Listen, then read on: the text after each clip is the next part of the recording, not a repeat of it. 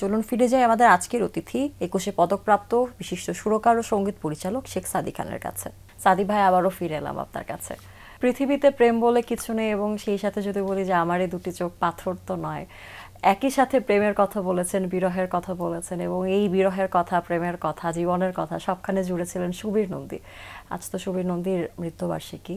শুরুতেই জানতে চাই আপনার কাছে সাদী ভাই, যে তার সাথে আপনার পরিচয়টা কেমন, মানে শুরুটা কেমন ছিল? প্রথমে তো বলতে হয় আজকে সুবীর নন্দীর স্মরণ দিন। ও চলে গেছে আমাদেরকে ছেড়ে। তার আত্মার শান্তি কামনা অবশ্যই করি আমরা সবাই, যারা তার ভক্ত, যারা তার ভালোবাসার মানুষ, তারা সবাই নিশ্চয়ই তার আত্মার জন্য শান্তি কামনা করবে। আমার সঙ্গে সুবীর নন্দীর সঙ্গে পরিচয় হয় স্বাধীনতার পরেই, 73-74 সনে বোধহয় খুব সম্ভব। তখন বাংলাদেশ বেতারে বাইরের যারা স্টেশনগুলি আছে, মানে বেতার সমস্ত জায়গায় যেখানে আছে, সেখান থেকে ট্যালেন্ট হান্টিংয়ের একটা ব্যবস্থা করলেন। ট্রান্সক্রিপশন সার্ভিসের তখন ডিরেক্টর ছিল মুক্তিযোদ্ধা শহীদুল ইসলাম। তো সমস্ত জায়গার থেকে যারা যারা প্রমিজিং আর্টিস্ট বিভিন্ন স্টেশনের, তাদেরকে ডেকে এখানে রেকর্ডিং করার ব্যবস্থা করলেন উনি, যে ওই ট্যালেন্ট হান্টিংয়ের যে অবস্থাটা আছে এরকম আর কি।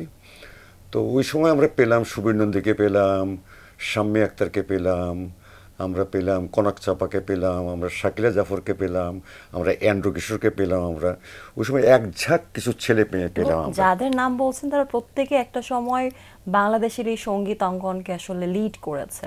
অবশ্যই, বিশেষ করে স্বাধীনতার পরের কথাটাই বলছি আমি। স্বাধীনতার আগে যারা ছিলেন তাদেরকে আমরা অবশ্যই, তাদের প্রতি আমাদের সম্মান সবসময় ছিল, এখনও যারা আছেন তাদের প্রতি আমাদের সম্মান আছে, আমরা সম্মান তাদেরকে সারা জীবনে দিব, শ্রদ্ধা তাদের প্রতি। তো যেটা বলছিলাম যে আমার সঙ্গে স্বাধীনতার পরেই আমাকে ট্রান্সক্রিপশন সার্ভিসে কিছু গান করার জন্য, যেহেতু আমি রেডিওতে জয়েন করেছি স্বাধীনতার পর কমার্শিয়াল সার্ভিসে, বাণিজ্যিক কার্যক্রমে এজ এ মিউজিক কম্পোজার হিসাবে, তখন আমার ট্রান্সক্রিপশন সার্ভিসে এবং কমার্শিয়াল সার্ভিসে কিছু গান করার জন্য এরকম আদেশ দেওয়া হলো। তো সেখানে আমি সুবীর নন্দীকে পেলাম কমার্শিয়াল সার্ভিসে একটা সিঙ্গার হিসাবে। আমি তার জন্য গান তৈরি করলাম।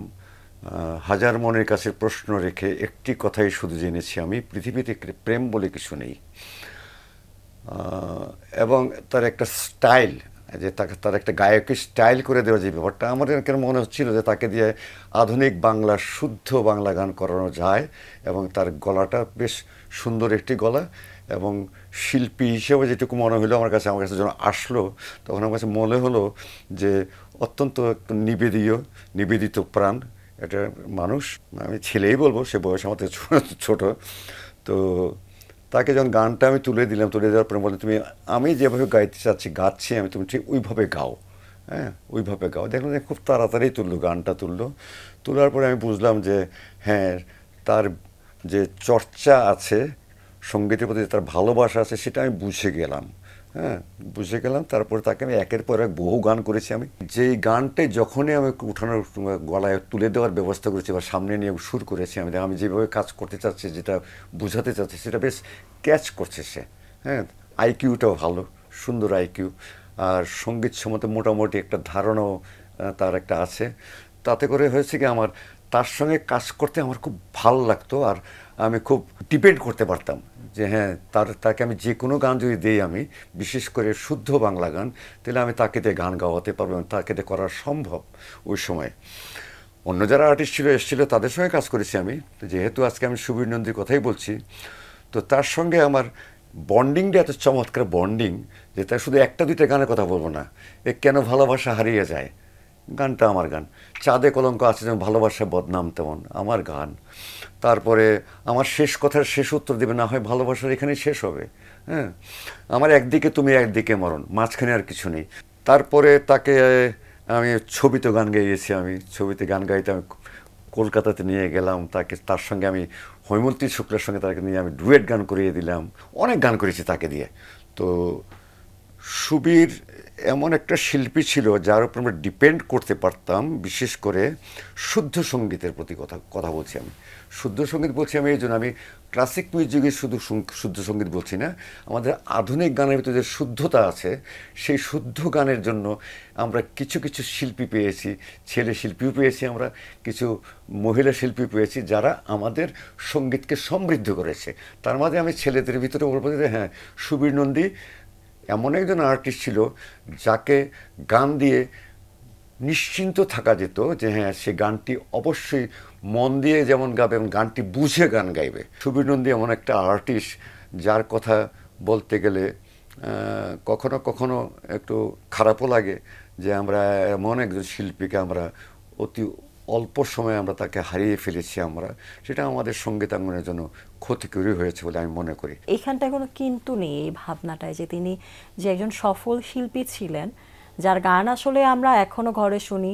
তিনি যখন বেঁচে ছিলেন আমার মনে হয় এমন সুন্দর সময় তিনি কাটিয়েছেন। তিনি হাটে বাজারে বন্দরে যেখানে গিয়েছেন সেখানে হয়তো রেডিওতে সুবীর নন্দীর গান বাজছে, টেলিভিশনে সুবীর নন্দীর গান বাজছে, সিনেমায় সুবীর নন্দীর গানে আমাদের দেশের সব তারকাদেরকে আমরা গাইতে দেখেছি।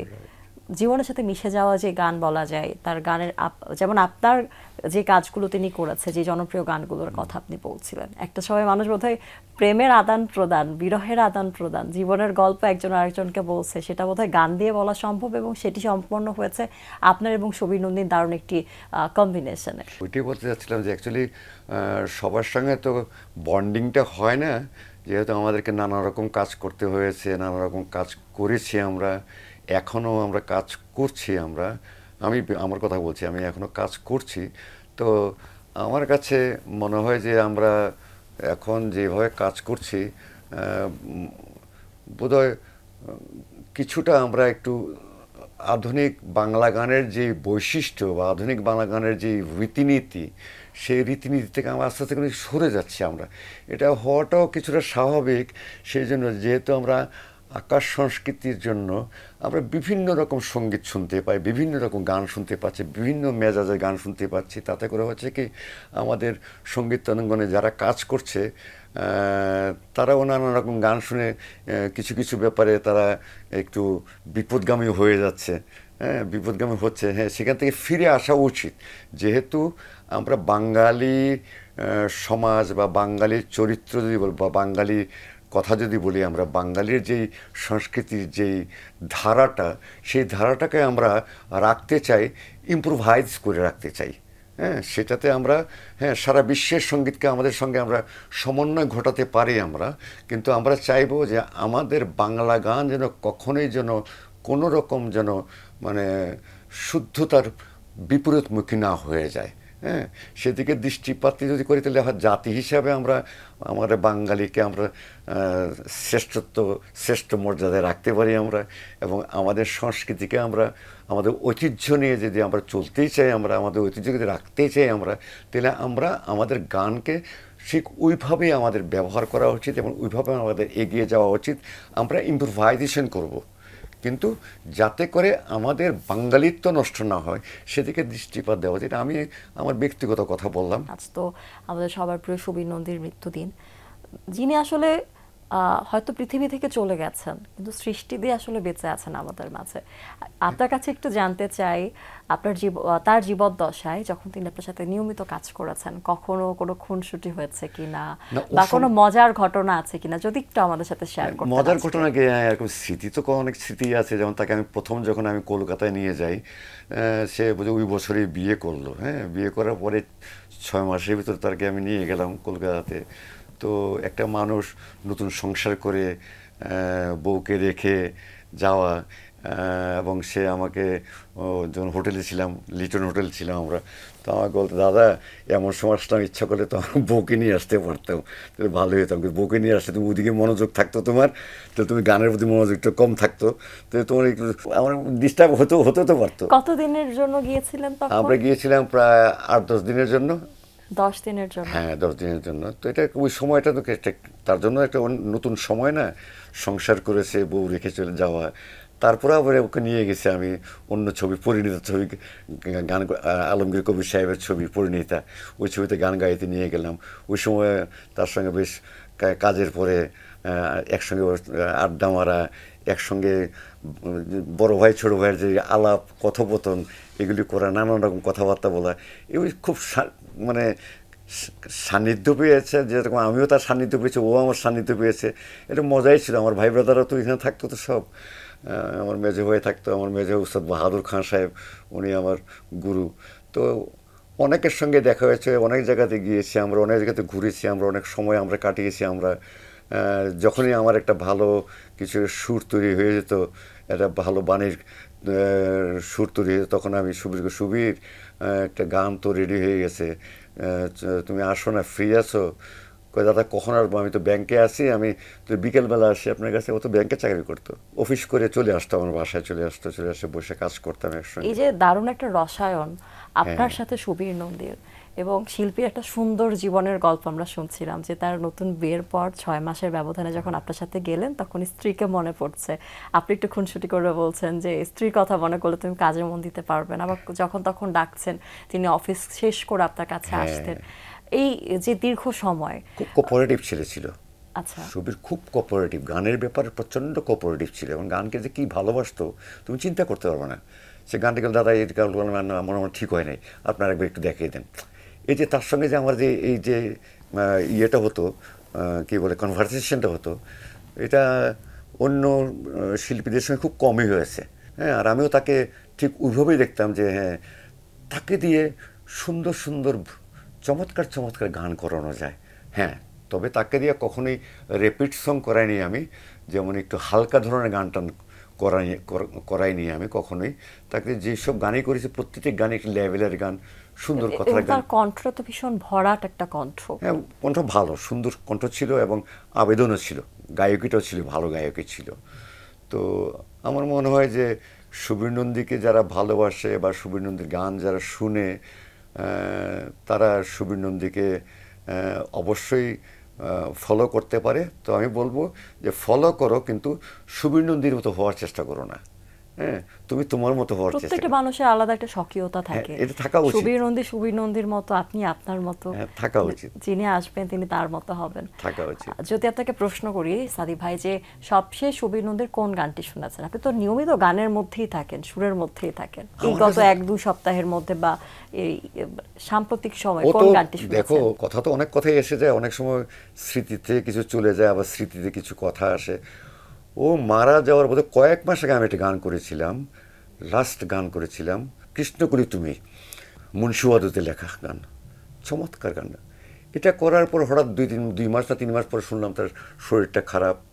মাঝখানে আসলো, আমার সঙ্গে দেখা হলো, আমি কী ব্যাপার তোমার শরীর, তুমি খেয়াল রাখছো না কেন? তোমাদের খাওয়া দাওয়াটা কন্ট্রোল করা উচিত। ডায়াবেটিস ছিল তো, প্রচুর ডায়াবেটিস ছিল, ইনসুলিন নিত, 2 বেলা ইনসুলিন নিত। একটু ভোজন রসিকও ছিল, হ্যাঁ, পছন্দ করতো, খাওয়া দাওয়া করতেও পছন্দ করতো। আর একটা ব্যাপার ছিল, সে গানের ব্যাপারে যখন যেখানে গান গাইতে গেছে, সেই সময় একটু নিয়ম টিয়ম কিন্তু একটু কম পালন করতো। গানের যে নেশা, সেই নেশার জন্য হয়তো কিছু কিছু নিয়ম টিয়ম ঠিকভাবে করতে পারেনি, যার জন্য হয়তো শরীরটা খুব বেশি খারাপ হয়ে গিয়েছিলো। তো তারপরেও দেখলে বলতো যে না দাদা ভালো আছি আমি। সুবীর, কী অবস্থা তোমার, শরীরে ঠিক আছে? কই দাদা ভালো আছি। আমি কেন, তোমাদের চেহারা দেখে মনে হচ্ছে না।